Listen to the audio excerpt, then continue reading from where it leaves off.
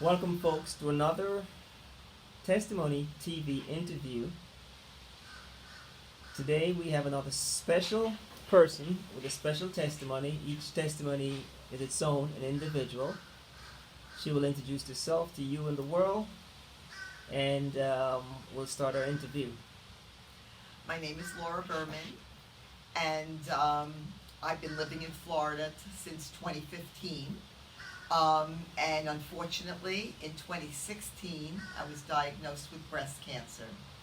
And I really didn't have a great support system down here, but I managed to get my treatment, which was a lumpectomy, and also I had radiation. And since then, my mammograms have been good, and I'm trying to live every day to the fullest. I find that the support group, the breast cancer support group, run by Dr. Collins, is an excellent support group for me. I've been able to help other people, but I've also gotten great help from some of the members that have been there for years, and we really keep in touch with each other and try to be as supportive as possible. Laura, before we started the interview, you had told me you were married. No, I'm a widow. No, you were married. Oh, I was married. How yes. long were you married yes. for? Oh, probably like 20 years. We just want to give some remembrance to that person. We want to acknowledge that person, name. Yes. Yep, I was married to David Berman.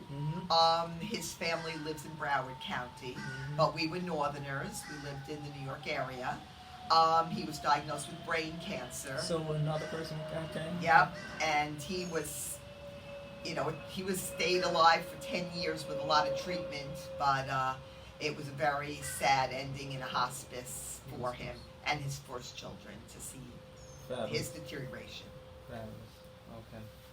Well, as you know, we're all about the testimony, and I brought in your husband because you're going to share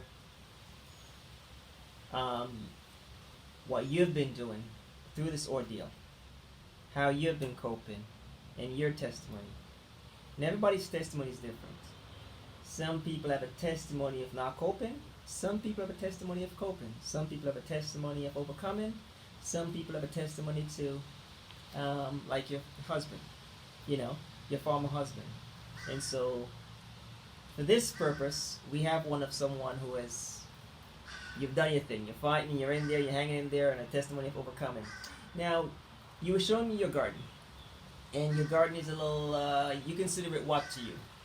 It's a spirituality garden that gives hope to people who are sick, and also remembrance for people who were special to us but have passed away. So you're just not a person with a garden in the backyard. It has a purpose. Yes, it has a purpose. So it's not just you going out with your little shovel and your seeds and planting. You actually have people over who plant? Yes. Some of the stuff are planted by other people? Everything was planted by a team. It turned out that one of the people at the temple were excited about the garden, but there weren't a lot of workers. Okay. But there was one person who came and chose the plants with me and dug the holes with me and worried about the flooding of the garden with me. And so she is really very special. And there was another person who couldn't garden, but she sat and she sang hymns and songs while we were gardening. And then there was a person from New Jersey who's a snowbird, and she loves to garden but can't down here because she's on an upper floor, but she gardens in New Jersey. She came over and she was right in that mud and planted and did great things. So I'm trying to find out if the gardening, even though symbolic, if somehow whether it started off being whatever it started off and however it started off, if somehow it is linked into some form of therapy for you. I have to say that I wanted to do something to help people from my temple who were sick. So I started saying I'm going to do an herb garden, of which you see a couple of herbs there. but the herb garden is not a good thing for Florida because herbs die here. So I said, well, what should I do? So one of the women I bumped into at a party was a horticulturist who raises butterflies.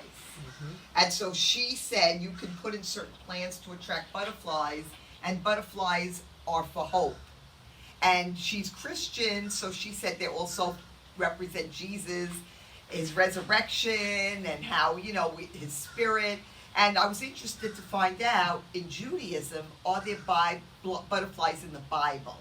And so I did a lot of research, and my sister is very devout. She did research online, and we found out there are no butterflies in the Bible. Okay. But there are insects, there are ants, there are all sorts of other animals. And I presented at my group, and we just the women felt a kinship with the dirt, with rising up from the dirt and making something grow. And so everyone was very excited about it. And so that's how it started. There is a lovely passage in Corinthians, and it's telling you how